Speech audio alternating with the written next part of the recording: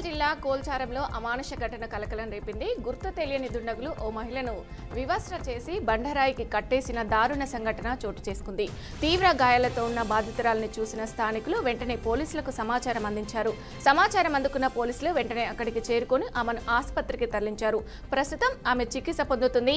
ఈ ఘటనపై కేసు నమోదు చేసిన పోలీసులు దర్యాప్తు ప్రారంభించారు.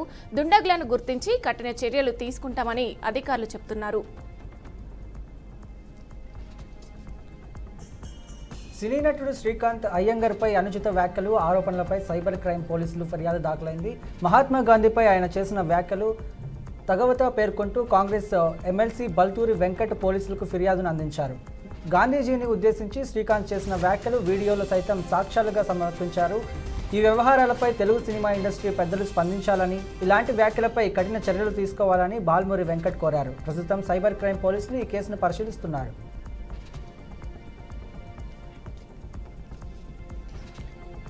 రాజన్న సిరిసిల్ల జిల్లా వేములవాడలో ఆధ్యాత్మిక కార్యక్రమంగా ఉత్సవ మూర్తులను రాజన్న ఆలయం నుంచి భీమేశ్వర స్వామి ఆలయానికి పల్లకిలో ఊరేగించారు. అక్కడ ఆలయ అధికారులు మరియు అర్చకులు ప్రత్యేక పూజలు నిర్వహించారు.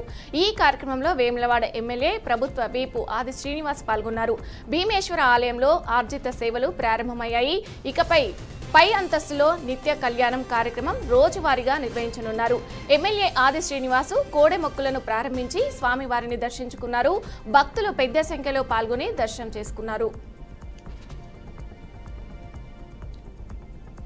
మంచిర్యాల జిల్లా వేమనపల్లి మండలం బీజేపీ అధ్యక్షుడు ఏటా మధుకర్ మృతదేహాన్ని సందర్శించిన సిర్పూర్ ఎమ్మెల్యే హరీష్ బాబు మృతికి కాంగ్రెస్ పార్టీ బాధ్యత వహించాలన్నారు.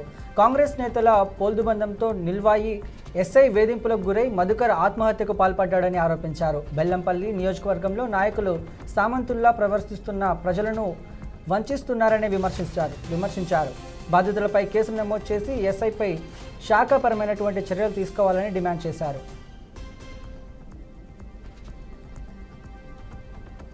సినీ నటుడు ఎమ్మెల్యే నందమూరి బాలకృష్ణ 3 రోజుల పర్యటనకు శ్రీ సత్యసాయి జిల్లా హిందూపురం చేరుకున్నారు. స్థానిక టీడీపీ నేతలు ఘన స్వాగతం పలికారు. ఇటీవల నియమిత కార్పొరేషన్ డైరెక్టర్లు, సింగిల్ విండో సహకార సంఘాల అధ్యక్షులు ఆయనకు కృతజ్ఞతలు తెలిపారు. బాలకృష్ణ పీఏలతో అభివృద్ధి కార్యక్రమాలు, పార్టీ విషయాలపై చర్చించారు. హిందూపురం ప్రభుత్వ ఆసుపత్రిలో సమీక్షా సమావేశంలో పాల్గొని తర్వాత జిల్లా కలెక్టర్, రెవెన్యూ అధికారులు, ఏపీఐఐసితో భూమి సేకరణ, పరిశ్రమలపై సమావేశమయ్యారు. చిత్తూరు జిల్లా పొంగనూరు పట్టణంలో మాజీ మంత్రి పెద్దిరెడ్డి రామచంద్రారెడ్డి జన్మదిన వేడుకలు ఘనంగా నిర్వహించబడ్డాయి. వైఎస్ఆర్సీపీ రాష్ట్ర ప్రధాన కార్యదర్శి అనూషారెడ్డి కేక్ కట్ చేసి అన్నదాన కార్యక్రమాన్ని నిర్వహించారు. అదే సందర్భంగా మెడికల్ కళాశాల ప్రైవేటీకరణకు వ్యతిరేకంగా 1 కోటి సంతకాల సేకరణ కార్యక్రమాన్ని ప్రారంభించారు. ఈ కార్యక్రమంలో అక్టోబర్ 10 నుంచి నవంబర్ 22 వరకు జరుగుతుందని అనూషారెడ్డి వెల్లడించారు. భగత్ సింగ్ నగరంలోని ఉమామహేశ్వరి ఇంట్లో గుర్తు తెలియని దొంగలు నగలు, డబ్బు దొంగతనానికి ప్రయత్నించారు. ఈ సమయంలో 13 ఏళ్ల భవానీ ధైర్యంగా ఎదిరి దొంగను పట్టుకోవడానికి ప్రయత్నించింది. అయితే దొంగ భవానీపై హింస చూపించి అక్కడే పడవేసి పారిపోయాడు. భవానీ కేకలు వేస్తూ దొంగను వెంబడించగా స్థానికులు ఆ శబ్దం విని పరిగెత్తి వచ్చి దొంగను నిలిపారు. ఈ సంఘటన సీసీ కెమెరాల ద్వారా రికార్డైంది. చిన్న వయసులోనే ధైర్యంతో దొంగను పట్టుకోవడానికి ప్రయత్నించిన భవానీని స్థానికులు ప్రశంసిస్తున్నారు. నిర్మల్లో అటవీశాఖ zonal RTI commissioner Chandrasekhar Reddy క్రీడల మానసికోల్లాసం, శారీరక దృఢత్వాన్ని ఎంతో ఉపయోగకరమని తెలిపారు. నిర్మల్ డిగ్రీ కళాశాల మైదానంలో క్రీడలను బాసెరా సిసిఎఫ్ ఫెడరేషన్తో కలిసి ప్రారంభించిన 4 జిల్లాల సిబ్బందిని పాల్గొన్నారు. ఆయన క్రీడల ద్వారా అధికారుల మధ్య ఐక్యత పెరిగేందుకు ఈ పోటీలు నిర్వహిస్తున్నట్లు తెలిపారు. కార్యక్రమంలో వాలీబాల్ పోటీలు ప్రారంభించి అటవీశాఖ సిబ్బంది పాల్గొన్నారు. మంచిర్యాల జిల్లా వేమనపల్లి మండలంలోని నీల్వాయి గ్రామంలో బీజేపీ మండల అధ్యక్షుడు ఏటా మధుకర్ ఆత్మహత్య చేసుకున్నాడు. ఈ విషాదకర ఘటనపై స్పందించి సిర్పూర్ ఎమ్మెల్యే పాల్వాయి హరీష్ బాబు, పెద్దపల్లి మాజీ ఎంపీ వెంకటేషు, బీజేపీ నాయకులు మృతదేహాన్ని సందర్శించి బాధిత కుటుంబాన్ని పరామర్శించారు. నాయకుల మృతికి కారణాలు తెలుసుకోవాలని కుటుంబానికి ఆప్యాయత తెలిపారని తెలిపారు. ఈ సంఘటనపై రాజకీయంగా బాధ్యత తీసుకోవాలని బీజేపీ నేతలు డిమాండ్ చేస్తున్నారు. గుంటూరు జిల్లా ప్రతిపాడు నియోజకవర్గంలో పెననందిపాడు మండలంలో అన్నపర్రు బీసీ వెల్ఫేర్ హాస్టల్లో ఫుడ్ పాయిజన్ ఘటనపై తల్లిదండ్రులు ఆగ్రహం వ్యక్తం చేస్తున్నారు. బీసీ వెల్ఫేర్ అధికారి మరియు చికిత్స పొందుతున్న విద్యార్థులు పరామర్శించి వివరాలు తెలుసుకున్నారు. తల్లిదండ్రులు హాస్టల్ వార్డెన్పై చర్యలు తీసుకోవాలని సస్పెన్షన్ అవసరం ఉన్నట్టుగా డిమాండ్ చేశారు మరియు ఘటనపై విచారించి తగు చర్యలు తీసుకోవాలని వెల్లడించారు.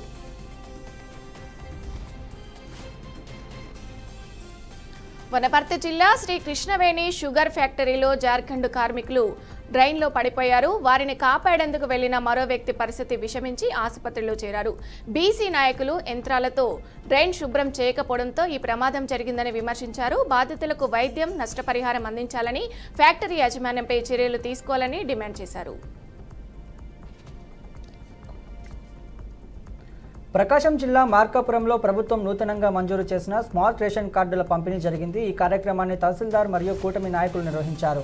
స్మార్ట్ రేషన్ కార్డుల రేషన్ సరుకుల అక్రమాలను అడ్డుకుంటున్న వేయడంతో సహాయపడుతుందని తహసీల్దార్ తెలిపారు. స్థానిక ఎమ్మెల్యే అభివృద్ధి పథకంలో కృషి చేస్తున్నారని, నియోజకవర్గ సమగ్ర అభివృద్ధికి లక్ష్యమని తెలిపారు. లబ్ధిదారులు స్మార్ట్ కార్డుల వల్ల రేషన్ పంపిణీ పారదర్శకమవుతుందని సంతోషం వ్యక్తం చేశారు. తిరుపతి జిల్లా SP team, red sanders task force కలిసి 8 టన్నుల ఎర్రచందన దుంగలను స్వాధీనం చేసుకున్నారు. ఢిల్లీలో జరిగిన ప్రత్యేక ఆపరేషన్లో మధ్యప్రదేశ్కు చెందిన మహమ్మద్ ఇర్ఫాన్, మహారాష్ట్రకు చెందిన అమిత్ సంపత్ పవార్ అనే ఇద్దరు అంతర్రాష్ట్ర ఎర్రచందన స్మగ్లర్లను అరెస్ట్ చేశారు. ఈ దుంగల విలువ సుమారు 8 కోట్ల రూపాయలుగా అంచనా వేయబడింది. ఈ ఆపరేషన్ను తిరుపతి జిల్లా SP L Subbarayudu, task force SP P Srinivas నేతృత్వంలో నిర్వహించారు. నిందితులను స్థానిక ఢిల్లీ కోర్టులో హాజరుపరిచి ట్రాన్సిట్ వారెంట్పై తిరుపతికి తరలించారు. ప్రకాశం జిల్లా కురుచేడు రేషన్ షాప్లో TDP incharge doctor Gottipati Lakshmi smart ration కార్డులను పంపిణీ చేశారు. స్మార్ట్ రేషన్ కార్డు అవకతవకలు తగ్గించి రేషన్ సరుకులు సమయానికి అందించడంలో సహాయపడతాయని తెలిపారు. ముఖ్యమంత్రి చంద్రబాబు నాయుడు, పవన్ కళ్యాణ్ నేతృత్వంలో ప్రతి షాపుకి స్మార్ట్ షాపుగా తీర్చిదిద్దాలనే ప్రభుత్వ లక్ష్యం ఉందని ఆమె చెప్పుకొచ్చారు. గుంటూరు జిల్లా తాడేపల్లిలో AP government employees federation chairman Kakarla Venkatramireddy రాష్ట్ర ప్రభుత్వంపై తీవ్ర ఆగ్రహం వ్యక్తం చేశారు. ఉద్యోగుల డీఏ కోసం సమ్మె చేయాల్సిన దారుణ పరిస్థితి ఏర్పడిందని, ప్రభుత్వ స్పందన లేకపోవడం బాధాకరమని పేర్కొన్నారు. పీఆర్పీ కమిషన్ రాజీనామా చేసిన తర్వాత కొత్త కమిషన్ నియామకం లేదని విమర్శించారు. ఆదివారాలు, పండుగ రోజుల్లో కూడా సెలవులు లేకుండా ఉద్యోగులను వేధిస్తున్నారని చెప్పారు. ఈ పరిస్థితుల్లో అన్ని ఉద్యోగ సంఘాలు కలిసికట్టుగా పోరాటం చేయాల్సిన సమయం వచ్చిందని, ప్రభుత్వ స్పందన వచ్చే వరకు ఉద్యమం కొనసాగుతుందని వెల్లడించారు.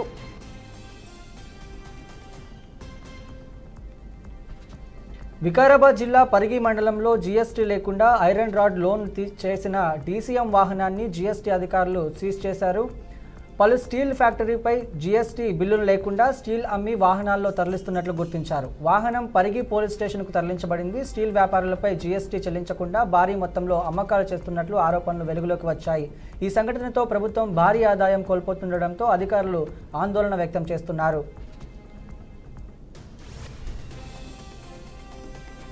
నిర్మల్ జిల్లా బైంసా బస్టాండులో ఓ ప్రమాదకర ఘటన చోటు చేసుకుంది. అక్కడ ఏటీఎం మిషన్ను ధ్వంసం చేసి దొంగలు చోరీకి ప్రయత్నించగా ఏమాత్రం డబ్బు దొరకలేదు.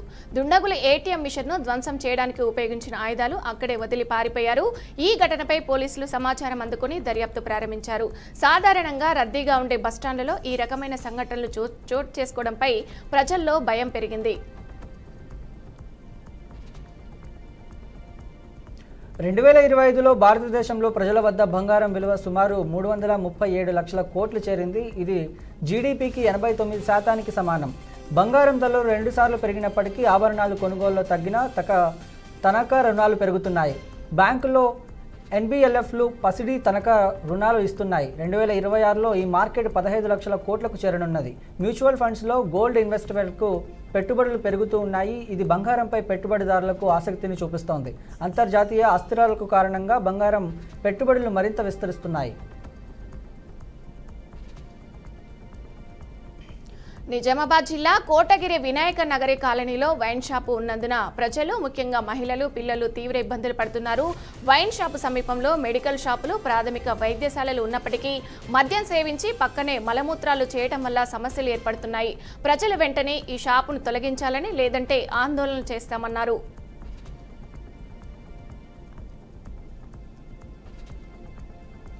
నిజామాబాద్ మాజీ ఎమ్మెల్యే షకీల్ బోధన్లో బీఆర్ఎస్ ఎంపీటీసీలను కిడ్నాప్ బెదిరింపులు మంజీరా అక్రమ ఇసుక తరలింపులో కాంగ్రెస్ పాలనపై ఆరోపణలు చేశారు. పంట నష్టం కలిగిన రైతులకు పరిహారం ఇవ్వాలని స్థానిక వ్యవస్థలు భ్రష్టుపడ్డాయని తెలిపారు. జగన్ రాజకీయాలపై పోలీసులు అక్రమ కేసులు వేస్తున్నారని మండిపడ్డారు.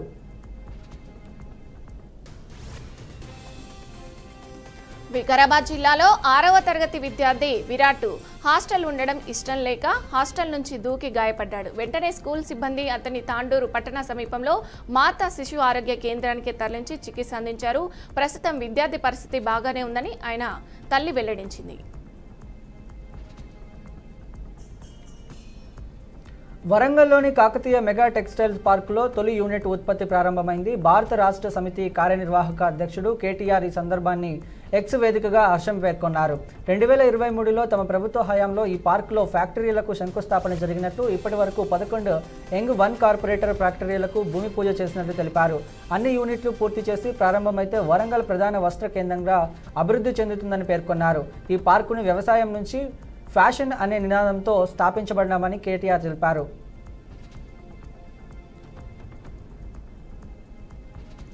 మాదాపూర్ మెడికవర్ ఆసుపత్రిలో సోమాలియా దేశానికి చెందిన 19 ఏళ్ల వ్యక్తిపై అరుదైన రోబోటిక్ ఆపరేషన్ విజయవంతంగా నిర్వహించారు. అతనికి బుల్లెట్ గాయం మూత్రనాళం పైప్ల ద్వారా వెళుతూ పరిస్థితిని క్లిష్టం చేసింది. అనేక ఆసుపత్రులు చికిత్స చేయకపోవడంతో అతను మాదాపూర్ మెడికవర్ ఆసుపత్రికి చేరారు. అక్కడ వైద్యులు సుమారు 6 నుంచి 7 గంటల రోబోటిక్ సర్జరీలో 25 సెంటీమీటర్ల చిన్న పేగును తీసి మూత్రనాళాల్ని పునరుద్ధరించారు. కాలి భాగంలో స్వల్ప నష్టం ఉన్నప్పటికీ రోగి ప్రస్తుతం స్థిరంగా ఉన్నట్టు వైద్యులు తెలిపారు. హైదరాబాద్ స్థానిక సంస్థల ఎన్నికల్లో బీసీలకు 42% రిజర్వేషన్ సంబంధించిన జీవో నోటిఫికేషన్పై హైకోర్టు స్టే విధించింది. రాష్ట్ర ప్రభుత్వం సుప్రీంకోర్టులో స్టే రద్దు చేసినందుకు స్పెషల్ లీవ్ పిటిషన్ దాఖలు చేయనున్నారు. ఎన్నికల ప్రక్రియ ఇప్పటికే ప్రారంభమైనందుకు గాను స్టే తగదు అని ప్రభుత్వం వాదిస్తోంది. కాంగ్రెస్ నేతలు సుప్రీంకోర్టు న్యాయవాది అభిషేక్ సింహోతో ఈ విషయం గురించి చర్చించారు.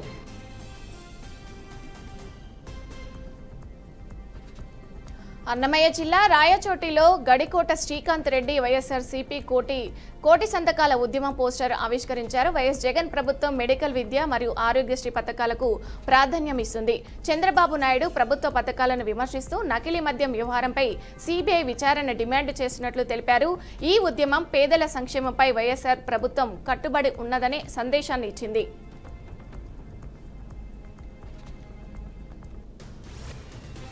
అనంతపురం జిల్లా కేంద్రంలో వైఎస్ఆర్సీపీ అధ్యక్షుడు అనంత వెంకట్రామిరెడ్డి కూటమి ప్రభుత్వం రైతు సమస్యల పరిష్కారంలో విఫలమైందని విమర్శించారు. ముఖ్యంగా ఇన్పుట్ సబ్సిడీ చెల్లింపు, యూరియా సరఫరాల్లో ప్రభుత్వం నిర్లక్ష్యం కారణంగా రైతులు నష్టపోతున్నారని తెలిపారు.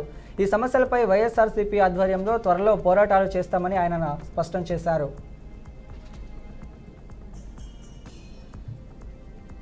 పశ్చిమ గోదావరి జిల్లా నరసాపురం మండలం కొప్పూరులో వైసీపీకి గట్ షాక్ తగిలింది. వైసీపీ నాయకుడు పొలిశెట్టి శేషు నేతృత్వంలో సుమారు 200 మంది కార్యకర్తలు వైసీపీని వీడి జనసేనలో చేరారు. ఎమ్మెల్యే బొమ్మిడి నాయకర్, మాజీ మంత్రి కొత్తపల్లి సుబ్బారాయుడు వారికి పార్టీ కండువాలు కప్పి ఆహ్వానించారు. పవన్ కళ్యాణ్ ఆశయాలను, సామాజిక న్యాయం సిద్ధాంతాలను ప్రజల్లోకి తీసుకువెళ్లి పార్టీని బలోపేతం చేయాలని కొత్తగా చేరిన వారికి సూచించారు. చిత్తూరు నగరంలోని పీవీకేఎన్ ప్రభుత్వ డిగ్రీ కళాశాల ఎంపీ దుర్గమాల ప్రసాదరావు ఆధ్వర్యంలో ఏర్పాటు చేసిన మెగా ఉచిత వైద్య శిబిరాన్ని జిల్లా కలెక్టర్ సుమిత్ కుమార్ ప్రారంభించారు. ఈ శిబిరంలో నిపుణులైన వైద్యులచే పరీక్షలు, అవసరమైన వారికి ఉచిత కంటి అద్దాల చికిత్స అందించారు. సుమారు 4000 మంది పేద ప్రజలు ఈ సేవలను వినియోగించుకుంటున్నారని ఆశాభావం వ్యక్తం చేశారు. చిత్తూరు జిల్లా పలమనేరు మున్సిపాలిటీకి రాష్ట్ర స్థాయిలో స్వచ్ఛత అవార్డు లభించిన సందర్భంగా ఎమ్మెల్యే అమర్నాథ్ రెడ్డి హర్షం వ్యక్తం చేశారు. ఈ అవార్డు ప్రజలు, అధికారుల భాగస్వామ్యంతోనే సాధ్యమైందని చెబుతూ మున్సిపల్ కమిషనర్ ఎన్వి రమణారెడ్డి సహా సిబ్బందిని ఆయన అభినందించి సన్మానించారు. భవిష్యత్తులో జాతీయ స్థాయిలో అవార్డు సాధించేందుకు పారిశుద్ధ్యంలో మరింత కృషి చేయాలని కోరిన ఎమ్మెల్యే చెత్త సేకరణలో సిబ్బందికి ప్రజలు సహకరించాలని పిలుపునిచ్చారు.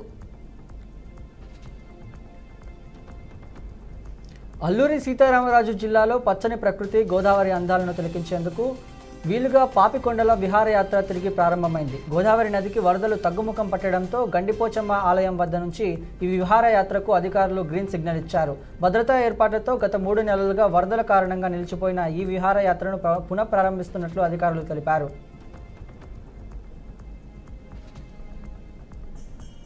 జూబ్లీహిల్స్ బీఆర్ఎస్ ఎమ్మెల్యే అభ్యర్థి మాగంటి సునీత గోపీనాథ్, ఆమె కుమారుడు వాత్సల్యనాథ్ కుమార్తె దిశిరాతో కలిసి ఎర్రగడ్డ డివిజన్ పరిధిలోని వాసవి బృందావనం, జనప్రియ వంటి పలు అపార్ట్మెంటులోకి వాకర్స్తో వాకింగ్ చేస్తూ వారి సమస్యలను అడిగి తెలుసుకున్నారు.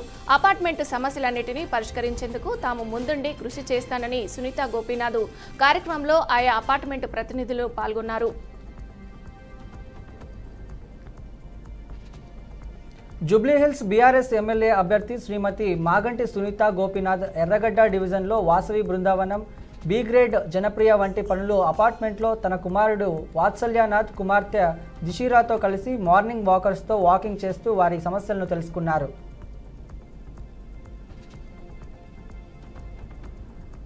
హనుమకొండ జిల్లాలోని ఎస్ఆర్ యూనివర్సిటీ ప్రపంచ ప్రఖ్యాత Times Higher Education World University ranking 2026లో 801 నుంచి 1000 బ్యాండ్లో చోటు దక్కించుకుంది. Vice chancellor Varadareddy, professor Deepak Garg ఇది యూనివర్సిటీకి తొలి అంతర్జాతీయ ర్యాంకింగ్ అని, NIRF 2025లో 91వ స్థానం కూడా లభించిందని తెలిపారు.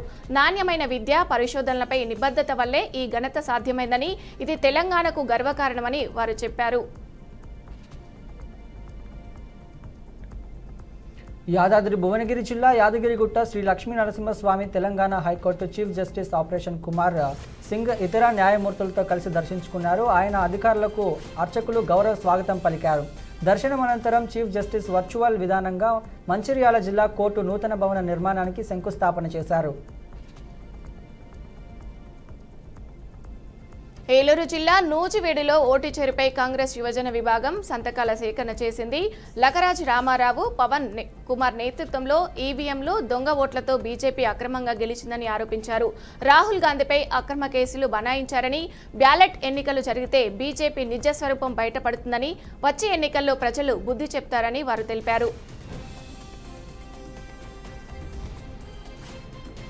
నెల్లూరు జిల్లా కోవూరు 16వ జాతీయ రహదారిపై తెల్లవారుజామున శ్రీ నవీన్ ట్రావెల్స్ బస్సు బోల్టా పడింది. భువనేశ్వర్ నుంచి బెంగళూరు వెళ్తున్న ఈ బస్సులో 46 మంది ప్రయాణికులు ఉన్నారు.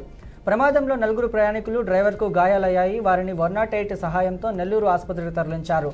డ్రైవర్ నిద్రమత్తే ప్రమాదానికి కారణమని ప్రయాణికులు చెబుతున్నారు. కోవూరు పోలీసులు ఘటనా స్థలానికి చేరుకొని ట్రాఫిక్ను క్రమబద్ధీకరించారు. ప్రకాశం జిల్లా గిద్దలూరులో 9వ వార్డు కుమ్మరి వీధిలో ఇటీవల వర్షాలకు తడిసిన పాత మట్టి ఇల్లు తెల్లవారుజామున ఒక్కసారిగా కూలిపోయింది. ఇంటి యజమానురాలు పల్లె నాగలక్ష్మమ్మ పంచలో నిద్రిస్తున్న గోడలు కూలడంతో ఆమె కట్టుబట్టలతో బయటపడింది. దాదాపు 70,000 నష్టం జరిగిందని, కూలి చేసి జీవనం గడుపుతున్న తనను ప్రభుత్వం వెంటనే ఆదుకోవాలని ఆమె ఆవేదన వ్యక్తం చేశారు. శ్రీకాకుళం జిల్లా దేవనాల్ తాడుకు చెందిన మత్స్యకారుడు బుడిగట్ల చిన్నబాబు చేపల వేట నుంచి తిరిగి వస్తుండగా అలల తాకిడికి పడవ బోల్టా పడి సముద్రంలో మృతి చెందాడు. చిన్నబాబు మరణంతో గ్రామంలో విషాదం నెలకొంది. మృతదేహాన్ని పోస్టుమార్టం నిమిత్తం పలాస ప్రభుత్వ ఆసుపత్రికి తరలించారు. పోలీసులు కేసు నమోదు చేసి దర్యాప్తు చేస్తున్నారు.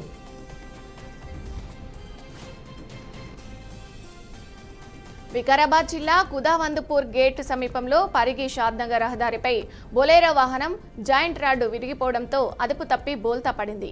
ఈ ప్రమాదంలో కుమ్మరి రాజు అనే వ్యక్తి అక్కడికక్కడే మృతి చెందగా మరో 3కి గాయాలయ్యాయి. క్షతగాత్రులను పరిగి ప్రభుత్వ ఆసుపత్రికి తరలించారు. చిట్యాల నుండి రావులపల్లికి ఫర్నిచర్ తరలిస్తుండగా ఈ ఘటన జరిగిందని స్థానికులు తెలిపారు. పోలీసులు కేసు నమోదు చేసి దర్యాప్తు చేస్తున్నారు. విజయనగరం జిల్లా పార్వతీపురం, మన్యం జిల్లాల్లో ఎమ్మెల్యే బోనెల విజయచంద్ర కూటమి ప్రభుత్వం పారదర్శకంగా రేషన్ కార్డు పంపిణీ చేస్తుందని తెలిపారు. కలెక్టర్ కార్యాలయంలో కొత్త స్మార్ట్ రేషన్ కార్డులను పంపిణీ చేస్తూ ఆయన అక్రమాలను అరికట్టేందుకు కొత్త పాలసీ తెచ్చామని, ఇందులో ప్రైవేటు వ్యక్తుల ఫోటోలు ఉండవద్దని తెలిపారు. గ్రామీణ ప్రజలకు ఎక్కడైనా రేషన్ తీసుకునే వెసులుబాటు కల్పించామన్నారు.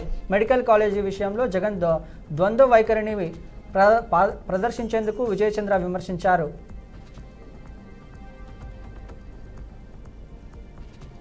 అల్లూరు జిల్లా అరకు ప్రభుత్వ ఆసుపత్రిలో డాక్టర్ల కొరత తీవ్రంగా ఉంది. పీజీహెచ్సీ డాక్టర్ల సమ్మెలో ఉండడం సమస్యను మరింత పెంచింది.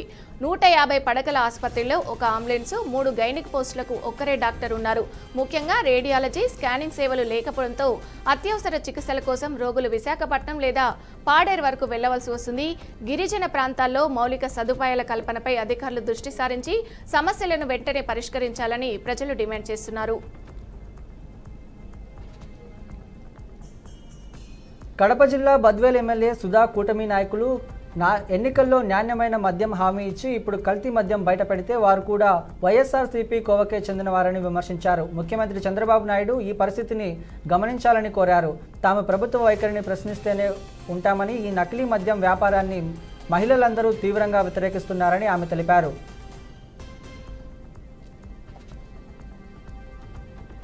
ప్రకాశం జిల్లా మార్కాపురంలో వైఎస్ఆర్సీపీ నాయకులు విలేకరుల సమావేశంలో మెడికల్ కళాశాలల ప్రైవేటీకరణకు వ్యతిరేకంగా కోటి సంతకాల ప్రజా ఉద్యమం ప్రారంభించారు.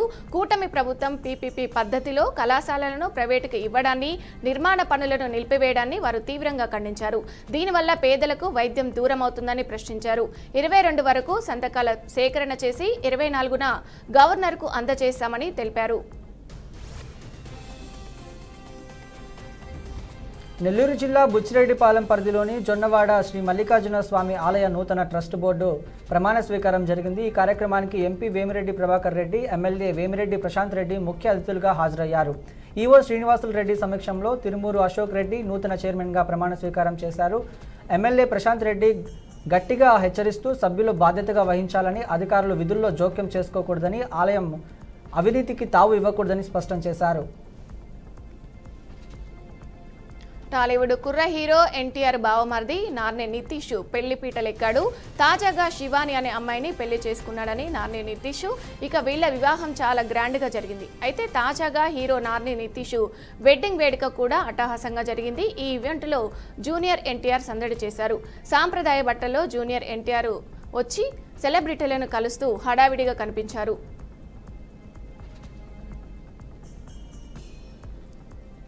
తెలంగాణ ఈగల్ టీం డ్రగ్ మనీని హవాలా రూపంలో నైజీరియన్ డ్రగ్ కాంట్రాక్టర్స్ పంపుతున్న పెద్ద మాఫియా గుట్టును రట్టు చేసింది.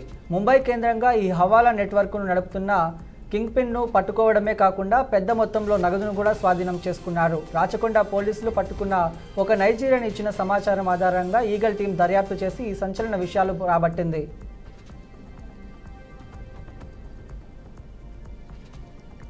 పుస్తకాలు తనపై చాలా ప్రభావం చూపాయని ఏపీ ఉప ముఖ్యమంత్రి పవన్ కళ్యాణ్ అన్నారు.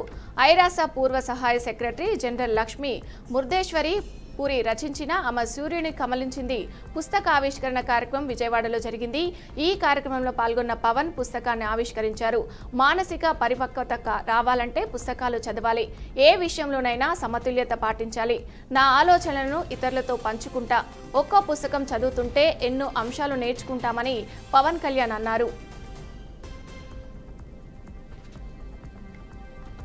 తెలంగాణకు ఐకానిక్గా టీ స్క్వేర్ నిర్మాణం ఉండాలని ముఖ్యమంత్రి రేవంత్ రెడ్డి ఆదేశించారు. జరిగిన సమీక్షలో రాయదుర్గం వద్ద చేపట్టే ఈ ప్రాజెక్టు పనులను నెలాఖరుకు ప్రారంభించాలని, ఇందులో యాపిల్ వంటి అంతర్జాతీయ సంస్థలు అవుట్లెట్లు ఉండాలని సూచించారు. అదనంగా ఏఐ హబ్ తాత్కాలిక ఏర్పాట్ల కోసం ఇంజనీరింగ్ స్టాఫ్ కాలేజీ భవనాలను పరిశీలించాలని, ఏఐ హబ్కు కార్పస్ ఫండ్ ఏర్పాటు చేయాలని, ప్రముఖ ఏఐ సంస్థల ప్రధానులతో ఒక బోర్డు నియమించాలని సీఎం అధికారులను ఆదేశించారు.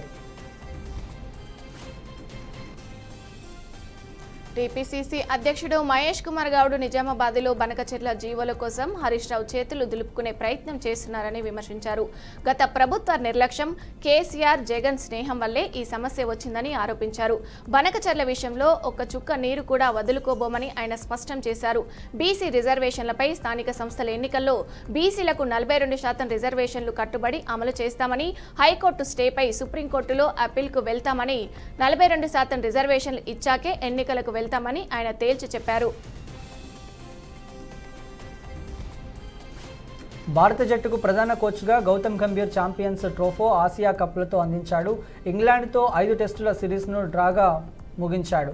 కానీ కోచ్గా బాధ్యతలు చేపట్టిన తొలినాళ్లలో వరుసగా ఓటములకు చవిచూశాడు. స్వదేశంలో న్యూజిలాండ్తో టెస్టు సిరీస్లో కోల్పోవడాన్ని ఎప్పటికీ మర్చిపోలేనని గౌతమ్ గంభీర్ తెలిపాడు.